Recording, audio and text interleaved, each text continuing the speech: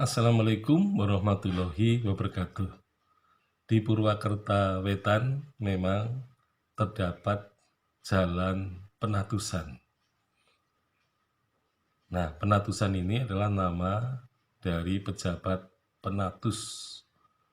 Nah, disebut Penatusan adalah tempat di mana pejabat penatus itu tinggal. Nah, siapa penatus itu? Jadi penatus itu sebenarnya merupakan pejabat tingkat kepala desa yang di situ terdapat perserikatan antara 4 sampai 5 desa. Berarti di situ ada 5 kepala desa atau 4 ya.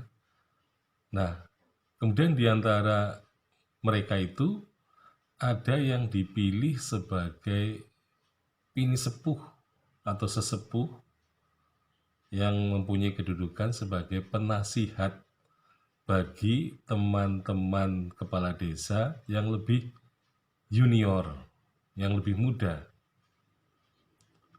Nah, jadi penatus ini adalah penasihat bagi teman-teman kepala desa yang masih muda agar dalam menjalankan tugasnya bisa lebih baik, dan juga penatus ini akan bisa membantu tugas-tugas camat atau kepala onder distrik. Nah, jadi kedudukan penatus ini sebenarnya bukan jabatan yang formal gitu ya. Jadi ini merupakan jabatan non formal ya. Jadi ini merupakan suatu pertemuan rutin di antara kepala-kepala desa itu, dan kemudian mereka bekerja sama. Nah, jadi pada prinsipnya penatus itu adalah pejabat setingkat rakai gitu ya, pada zaman Jawa kuno. Jadi rakai itu adalah juga merupakan koordinator dari rama atau kepala desa, tetapi dalam jumlah yang lebih sedikit. Artinya hanya 4 sampai 5 kepala desa yang menjadi satu kesatuan konsentris. Nah, penatus ini adalah pejabat yang sangat terkenal di Karesidenan Banyumas, karena kalau kita mencermati pejabat sejenis ini di daerah Kedu dan Bagelen, maka di sana tidak ada penatus. Yang lebih dikenal adalah Glondong. Orang mengatakan kalau di Karesidenan Banyumas namanya Pak Penatus, maka di Kedu dan Bagelen itu adalah Pak Glondong. Maka tempat tinggal Pak Glondong itu namanya Glondongan. Jadi kalau tempatnya penatus disebut penatusan. Nah, jadi penatusan ini merupakan warisan ya, sejarah masa lampau ya, terutama untuk kawasan Purwakarta ya. Tadi saya katakan bahwa Purwakarta ini ada 4 desa yang berserikat ya, yaitu Purwakarta Lor, Purwakarta Wetan, Purwakarta Kidul, dan Purwakarta Kulon.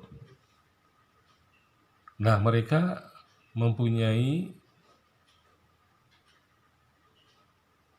pusatnya, tapi bukan berupa desa Purwakarta Tengah, tetapi adalah alun-alun. Jadi alun-alun itu menjadi kawasan milik bersama, tetapi mereka akan menguasai pojok alun-alun itu. Jadi misalnya pojok barat laut ini adalah merupakan wilayah dari Purwakarta Lor. Kemudian pojok timur laut adalah wilayah dari Purwakarta Wetan. Sedangkan pojok tenggara itu milik dari Purwakerta Kidul, sedangkan pojok barat daya adalah milik Purwakerta Barat, Purwakerta Kulon, ya. Nah, jadi di situ dengan jelas ada pembagian. Tetapi yang jelas bahwa pada zaman dulu memang ada semacam ego masing-masing desa itu. Nah, egonya adalah mereka jika di sudut alun-alun itu ada seorang gelandangan, ya, atau pengemis atau orang gila yang meninggal di situ, maka kalau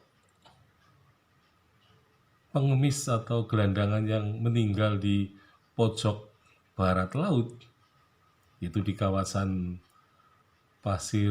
Purwakerta Lor, maka biasanya penduduk Purwakerta Lor akan memindahkan ke ketiga pojok yang lain, ya. Nah, sebaliknya yang lain pun akan mencoba memindahkannya lagi.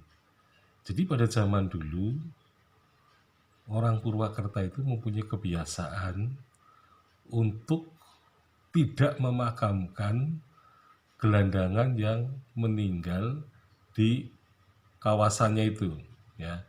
Jadi yang meninggal di masing-masing pojoknya itu, tapi selalu dipindahkan ke pojok lain. Nah, inilah yang menjadikan, ya, kemungkinan persekutuan atau persyarikatan dari 4 desa itu menjadi kurang harmonis, ya. Bahkan nanti akan juga berkaitan dengan masalah ekonomi. Jadi rupanya ada desa yang nanti akan lebih egois, lebih senang memperjuangkan desanya sendiri supaya lebih maju daripada desa-desa lain. Nah, dari situ maka perserikatan 4 desa itu yang disebut dengan alun-alun sebagai Purwakerta Tengah, sebagai pusat dari pemerintahan persekutuan itu, maka di kemudian hari persyarikatan atau persekutuan itu juga berangsur-angsur agak melemah, ya, agak menurun.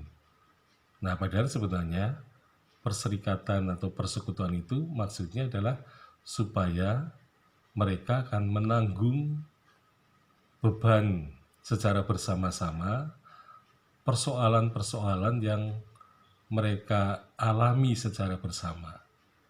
Jadi rupanya memang orang Purwakerta sejak lama agak enggan menguburkan orang yang meninggal di tempatnya dan kemudian lebih baik memindahkan ke tempat desa yang lain, gitu, ya.